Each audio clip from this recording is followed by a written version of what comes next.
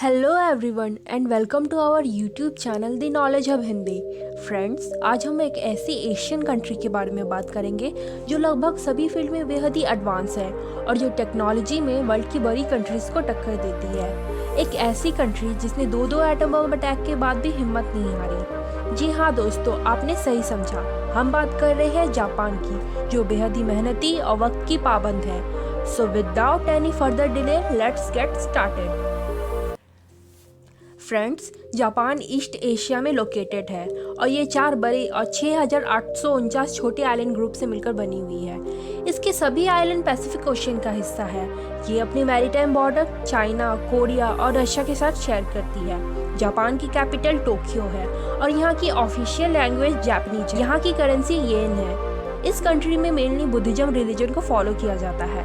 यहाँ 96% लोग बुद्धिस्ट है। दोस्तों, क्या आपको पता है वेंडिंग मशीन के इस्तेमाल के मामले में जापान दुनिया में सबसे आगे है। यहाँ पर हर एक सड़क पर आपको ये मशीन मिल जाएगी। जापान के लोग सभी चीजों के लिए वेंडिंग मशीन का इस्तेमाल करते हैं।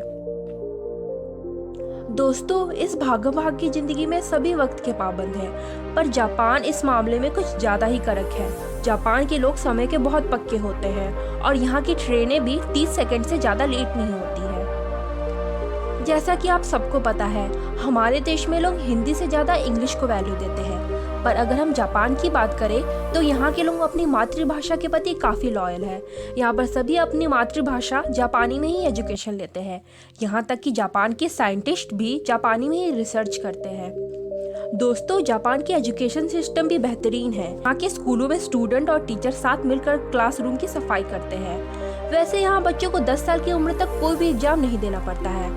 तभी तो यहाँ की लिटरेसी रेट भी 100% है। जी हाँ, 100%। जापान के सभी लोग एजुकेटेड होते हैं। दोस्तों, जापान के लोगों की उम्र भी काफ़ी लंबी होती है। जापान में 100 साल से ज़्यादा उम्र के लगभग 50,000 से भी ज़्यादा लोग हैं, जो कि दुनिया में सबसे ज़्यादा है। तभी तो यहाँ बेबी डायपर के कंपेयर में अडल्ट डायपर ज़्यादा बिकते हैं। वैसे जापानीज लोगों की लंबी उम्र का राज उनके खान पान में भी छिपा हुआ है।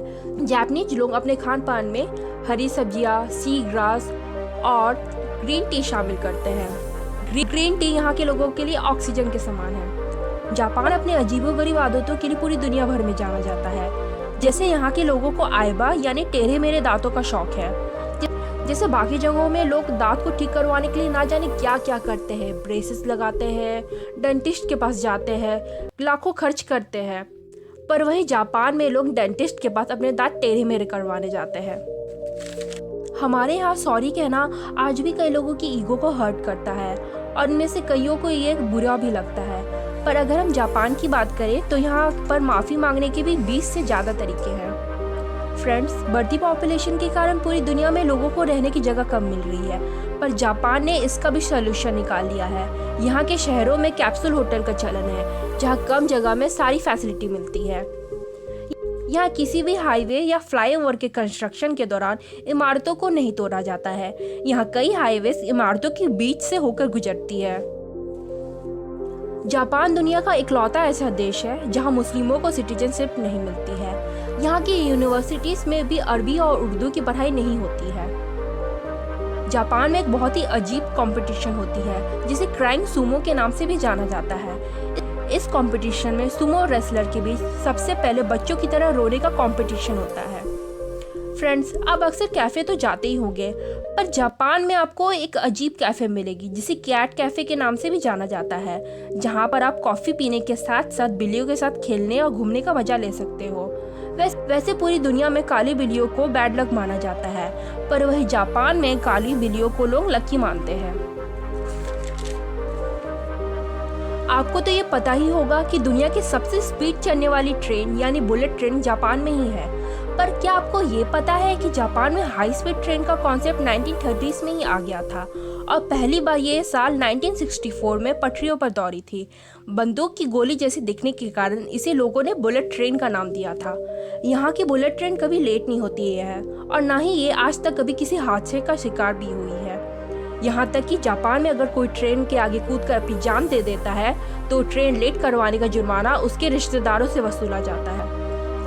आपने किटकैट का नाम तो सुना ही होगा और आप इसकी कितनी वैरायटीज को जानते हो, पर अगर हम जापान की बात करें तो यहाँ 1, 2, 3 नहीं, यहाँ पर आपको किटकैट की 300 वैरायटी मिलेगी। जी हाँ, 300। इसमें ग्रीन टी, वसाबी, रम रेजिन और स्ट्रॉबेरी शामिल है। यहाँ पर इसे किटोकात्सु भी बोलते हैं, जिसका मतलब है गुड लक। शायद इसी वजह से ये इतनी फेमस है। फ्रेंड्स, जापान में हर साल 1500 भूकंप आते हैं, यानी यहाँ दिन में 4 बार भूकंप आते हैं। 11 मार्च 2011 को जापान में आया भूकंप अब तक का सबसे तेज भूकंप था। जापान में 200 से भी ज्यादा ज्वालामुखी यानी वोल्केनो है। फ्रेंड्स, जापान में एक ऐसा आइलैंड है जिसे कैट आइलैंड के नाम से भी जाना जाता है। जी हाँ, जापान की तैसीरोजिमा आइलैंड की बात करें तो यहाँ लोगों की गिनती सिर्फ 100 है, जबकि यहाँ बिल्लियाँ 400 है। बिल्लियों के कारण यहाँ कुत्तों को लाने की मनाही है। फ्रेंड्स, आपने डोरेमोन और शिनचैन का नाम तो सुना ही होगा। जी हाँ, हम सबकी फेवरेट कार्टून। हो गई ना बचपन की यादें ताजा। और ये सारी के सारे कार्टून्स जापानीज है। वर्ल्ड के सबसे ज़्यादा एनिमेशन बेस्ड शो जापान में ही बनते हैं। यहाँ एनिमेशन इतना सफल है कि यहाँ पर 130 वॉइस एक्टिंग स्कूल है। फ्रेंड्स, जापान दुनिया का इकलौता ऐसा देश है जिस पर 2 एटम बम अटैक हुए थे। इसमें इसके 2 शहर हिरोशिमा और नागासाकी पूरी तरह बर्बाद हो गए थे। पर इसके बावजूद इस देश ने कभी हिम्मत नहीं हारी और फिर से उठ खड़े होकर पूरी दुनिया को अपनी तरक्की का लोहा मनवाया। जापान में आपको मेड कैफे मिलेगी, जहां वेट्रेस नौकरानी की वेशभूषा में नौकरों के रूप में व्यवहार करती है और कस्टमर को अपने घर के मालिक की तरह ट्रीट करती है। किमी हायो जापान की नेशनल एंथम है। ये वर्ल्ड की सबसे छोटी नेशनल एंथम है। आपने सुमो रेसलिंग का नाम तो सुना ही होगा। सुमो रेसलिंग जापान की नेशनल गेम है। इसकी हिस्ट्री 1500 साल से भी ज़्यादा पुरानी है। इस कुश्ती में पहलवानों का वजन 300 पाउंड यानी 136 केजी या उससे भी ज़्यादा होता है। तो फ्रेंड्स, आपको ये वीडियो कैसे लगी? आप हमें नीचे कमेंट सेक्शन में ज़रूर बताना और ऐसी ही इंटरेस्टिंग इंफॉर्मेशन के लिए चैनल को ज़रूर सब्सक्राइब करना। Till then, good bye.